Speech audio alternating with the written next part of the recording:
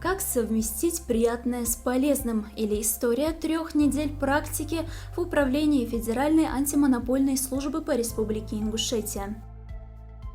Всем известно, что для успешного ведения дела требуется знание специального законодательства о конкуренции, практический опыт его применения, знание экономики и многое другое. Конечно, учебная теория – это хорошо, но еще лучше – действие.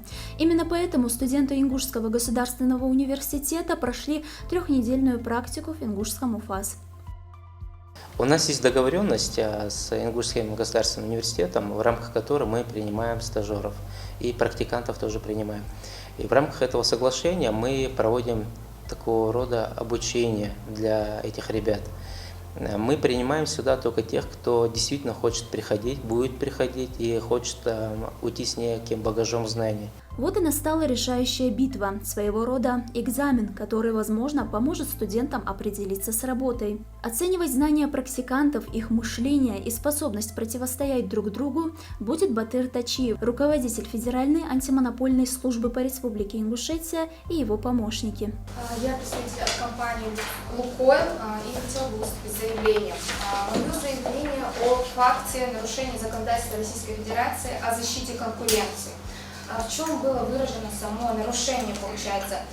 Компания Lux Oil нарушила статью 14.5 и 14.6 Федерального закона номер 135 о защите конкуренции. То есть в чем выражались именно эти действия, какие были нарушения?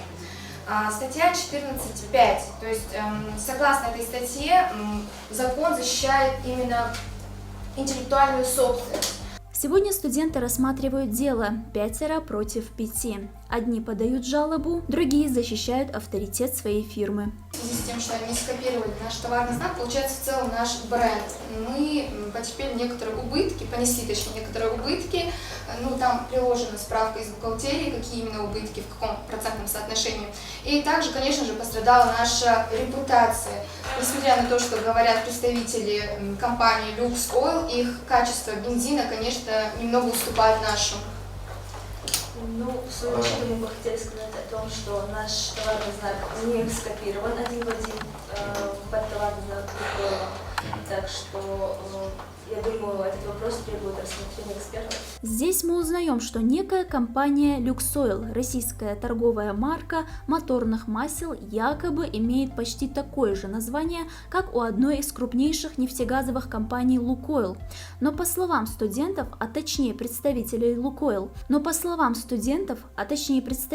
Lukoil, совпадают не только названия, но и цвета, дизайн сайта и многое другое. У меня такой вопрос компании Лукойл. По каким критериям, просто хотел бы услышать какой-либо аргумент, что он сказал, что он в убытке, почему это происходит именно из-за нашей компании. У вас есть много конкурентов, и вы ссылаетесь именно на компанию Luxoil только потому, что там одна буква схожа с вашей. Вот представьте такую ситуацию. Какой-то человек не знает разницы между Lukoil и Luxoil, идет к вам, думает, что это мы. Мы, соответственно, теряем клиента, и это убытки для нас. Напряженная битва длится на протяжении долгого времени. Здесь не может быть компромиссов, только победа или поражение. Ребята из разных компаний долго отстаивают свои права, но результат однозначный. Стороны у нас только что выразили свои позиции. У стороны заявителя были достаточно аргументированные доводы. Также не отставала и сторона ответчика. Они очень активно говорили, высказывали свои доводы, очень активно спорили. Чуть ли не до ссор доходилось. Очень понравилось нам выступление и те доказательства, которые были приложены. Но вот есть некоторые моменты, которые стороны упустили. Во-первых, стороне ответчика необходимо было ссылаться вообще, что такое недобросовестная конкуренция, понять, оттуда уже исходить и говорить, что вот это вот не соответствует, вот этого нет. Соответственно, мы не подпадаем под терминологию недобросовестной конкуренции. Сторона ЗК заявителя упущения, по нашему мнению, было в том, что это просто некие пустые доводы, без подтверждения чего-либо. Например, в данном рассмотрении доводами могли быть это мнение Роспатента о том, что товарный знак является похожим до степени смешения, а также опрос покупателей о том, что они могут перепутать знак Лукойл с Луксойлом. я думаю, дают комиссии основания сказать, что жалоба является необоснованной, да, потому что сторона заявителя не доказала, при всей своей убедительности, они не доказали, не дали каких-либо более, кроме слов, выраженных эмоций, доказательств тому, что все-таки их товар, их интересы и их права на интеллектуальную собственность попираются фирмой-ответчика. Поэтому комиссия примет такое решение. На этом борьба не заканчивается. По словам руководителя ингушского УФАС, студентам, к сожалению, не хватило немножко опыта, но некоторые уже показали себя с лучшей стороны. Баталия продолжается. Теперь стороны меняются. Обвинитель становится обвиняемым. На этот раз студенты рассматривают другое дело, где некая энная организация пожаловалась ингушскому УФАС на Министерство образования. Жалоба состоит в том, что эта организация могла бы поставлять сладости в автоматы учебных заведений, если бы Минобр республики обратила на них хоть чуточку своего внимания. По крайней мере, так считает обвинитель. Это было связано, во-первых, с качеством обслуживания. То есть для нас очень важно, когда мы заключаем какой-либо контракт, то есть когда мы с каким-либо поставщиком взаимодействуем, чтобы товар был качественный, получается, и предоставляемая услуга тоже была надлежащего качества. За поставщиком техобеспечения был обнаружен ряд нарушений гражданского законодательства, следовало бы это отметить, в связи с чем было связано. Нарушена была именно статья номер 498, то есть продажа товара с использованием автоматов. В чем заключалось нарушение? Неоднократно техобеспечения не предоставляли данные. То есть мы знаем, при установке автоматов необходимо предоставить контактные данные, то есть кто установил, кому обращаться в случае каких-то неполадок. То есть для нас это сыграло важную роль на самом деле, потому что для нас было важно, чтобы та сторона, поставщик, предоставлял качественные услуги. Обстановка накаленная, каждая из сторон старается аргументировать свою позицию, но итоги все же подводить приходится. Что же не хватило практикантам на этот раз? Рассмотрев доводы жалобы, а также проведя проверку доводам сторон, решила признать жалобу необоснованной. Объясню, почему принято такое решение.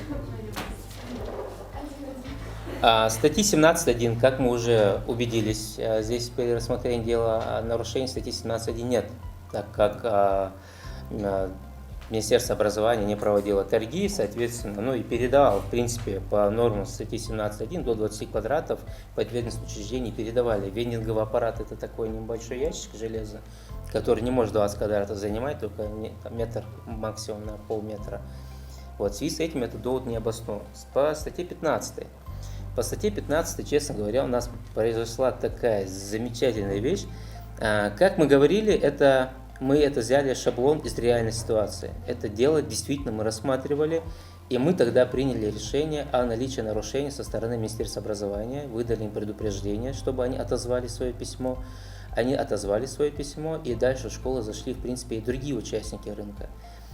Не доказано в той части, что Министерство образования, Министерство образования дало свое заключение Роспотребнадзора о том, что ваша продукция не соответствует. Вы его не обжаловали и не сообщили нам о том, что заключение обжаловано, либо вы подали новую заявку для проведения экспертизы в другие независимые организации. Этот вопрос еще предстоит изучить. Если вы его изучите, принесете, тогда мы еще раз рассмотрим данное дело, вернемся к нему, но уже с позиции того, что незаконный отказ со стороны органа власти. Был ли незаконный отказ? Мы к этому еще вернемся. То есть это довод хороший у вас, это замечательно, но его надо до конца доработать. Просто мы об этом не поговорили сегодня. Ребята уверены, что практика – это своего рода первое вхождение в профессию, где можно применить знания и отработать умения. Я с детства, наблюдаю за своей семьей, которая уже с давних пор работает, можно сказать, в спецслужбах, и мне кажется, это окружение семейное, мое семейное окружение мне дало понятие о том, кем я буду и кем я хочу стать в будущем. Поэтому я выбрал направление юриспруденция и иду к своей цели. Я узнал много нового для себя. Я понял саму структуру работы антимонопольной службы И мне кажется, что это прекрасно, и мне это очень понравилось. На самом деле практика в УФАС оставила огромное количество положительных эмоций. Да, после каждой речи из выступающих, получается, служащих УФАСа, я уходила прям замотивированная на максимум и хотела сделать еще больше и еще лучше. Но помимо вот хороших эмоций, положительных эмоций, также это, конечно, нам дали хорошую базу именно по антимонопольному законодательству, просто потому что в университете мы не успеваем охватить весь спектр законодательства Российской Федерации. И вот была также возможность приложить всю теорию, которую мы здесь получили, сами получили, на практике. Учебная практика предполагает закрепление теоретических знаний, развитие навыков, самостоятельной и исследовательской работы и, конечно же, знакомство с современным оборудованием. Этим студентам удалось не только подкрепить свои знания, но и набраться личного опыта с помощью данного экзамена. Соперник был достойным, конечно же, и было очень интересно играть, выступать против него. И соперник был весьма достойный, грамотный, четко отвечал на свои вопросы, и, в принципе, ничья, мне кажется, заслуженный результат.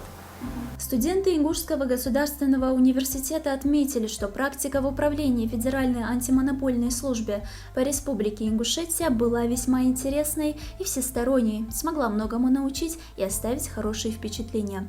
Мы, в свою очередь, от редакции «Утро Ингушетии» желаем ребятам удачи и достижения всех поставленных целей. Яха Евлоева, Адам Добриев, Раиса Хидриева, «Утро Ингушетии».